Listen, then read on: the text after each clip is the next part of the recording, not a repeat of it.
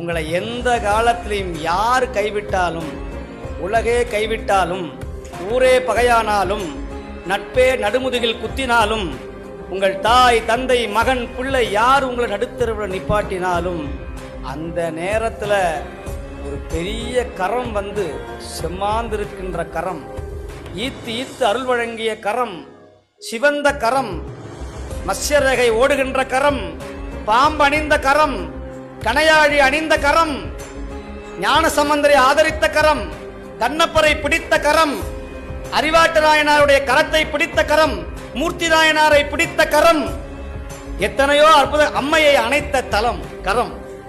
எந்த கரம்? சிவபெருமானுடைய திருக்கரம். அந்த திருக்கரம் உங்களை என்னைக்கும் கைவிடாது விடாது.